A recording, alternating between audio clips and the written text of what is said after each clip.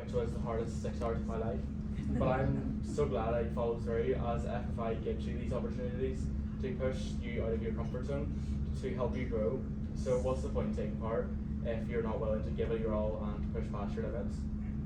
Each of these experiences have helped me to grow as a person and to help me make me who I am today. The programme was one of the most surreal experiences of my life, and I knew immediately I did not want my journey with FFI to end there. Every opportunity they have thrown at me, I have taken part. I have done countless interviews for other programmes. I have helped out with the fall and Christmas markets held at Alumni, which is our site in Northern Ireland.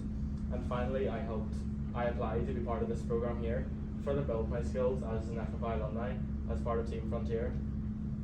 Before I go on to talk about the work I do outside of Friends Forever, I'm going to talk to you about a bit about our recipe.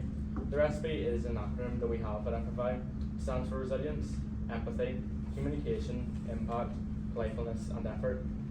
This recipe is what guides all that we do at FFI. So throughout my speech, I'll be referring back to that and how it's helped me grow even outside my work with Friends Forever. When I first started, I was an emotional wreck. I was still dealing with some mental health issues. I wasn't confident in the slightest, and I was extremely introverted and quiet as well. Anyone who knows me probably thinks I'm lying because now I'm the loudest, most sarcastic person you could possibly meet. Probably to an annoying degree at this stage, but who cares? But I wouldn't be that way if it wasn't for FFI building up my resilience. A big part of programs at FFI is public speaking, and for my speech in 2023, I spoke about my own mental health and personal development, and that was the first time in my life I was able to openly talk about my own mental health without breaking down. And even though the speech was about something as serious as suicide, I still found ways to make my audience laugh, something I could not do with FFI didn't build my communication and empathy. I remember giving the first draft of my speech to the team and bawling my eyes out the whole time, then looking up to see I wasn't the only one crying, and that's when I decided I needed to spice it up a bit more by doing what I do best, which is sarcasm comedy. So you could say I added some playfulness to it. I remember when I wrote this speech itself, reading over it and realising it didn't sound like me.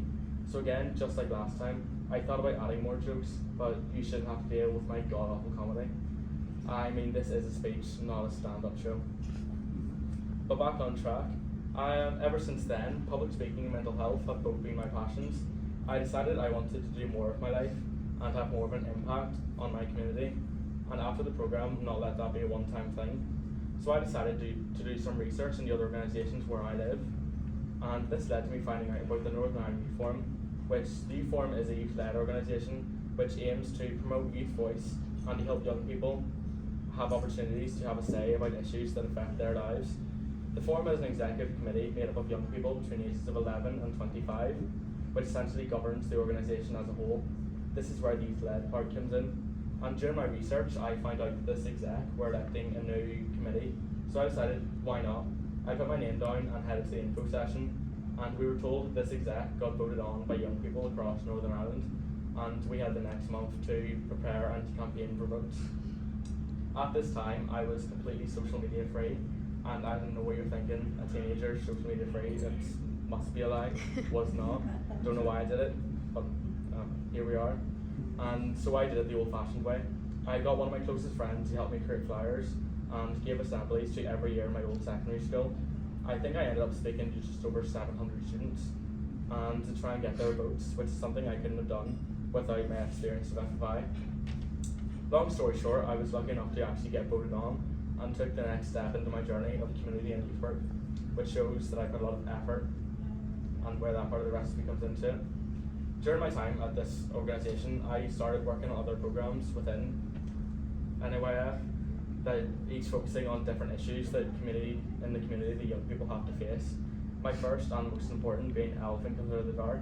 It's a long name, never really understood the meaning, but oh well. Elephant was our mental health steering group, and that's where my passion for mental health continued to grow. All of that started almost 2 years ago now, and the Forum, as well as FFI and all of its offices, feel like my second homes now. Yes. My time with that organisation, as well as FFI, showed me what I want to do with my life, what career path I would like to follow, and that is to be a youth worker, to help young people the way I have been helped, just like the way I'm here with FFI. I want to improve my skills as an alumni. so that I could help teams the way I was helped on my first program. After some time, I also started to notice how deeply FFI has helped me, how it basically helped pave my path forward even after the first program ended 2 years later. After figuring out my career path, I started doing more research into the field to build up more experience, and eventually I got into contact with Children's Law Centre. CLC is another organisation in Belfast, a bit like the Forum, and they asked me to come on board as a youth volunteer to help with one of the programmes. In other words, to be a voluntary youth worker. And for someone my age, as I'm still a young person myself, and as someone whose dream it is to be a youth worker, I just couldn't say no. And when meeting this group for the first time, it made me truly realise how much Friends Forever has helped me, as I was able to use my leadership training and experience to its fullest in that position. Another way I wanted to build my empathy and impact skills, as well as experience working with young people, was to be a camp counsellor at Camp Canada. And I recently got offered a position to Camp Kennebec, which is close to Toronto, meaning for 2 months this summer, I'll be working with children with special needs in Canada. If I didn't make it obvious, during my speech I've been mentioning different parts of our recipe. That is because so much of it has had an impact on me and guided my growth, and it's something I plan to bring into my career as a youth worker, as each of those parts of the recipe are as vital to youth worker as anything else. So much of this journey would not have been possible without Friends Forever, and I would personally like to thank everyone, FFI especially, and anyone else who has stood by me and supported me on my way. And finally, before I finish, I'm just going to leave you with our mission statement of Friends Forever, which I hope to bring with me into the youth work field as well. We aim to help young people be the best version of themselves so that they can make their community the best version of itself. Thank you.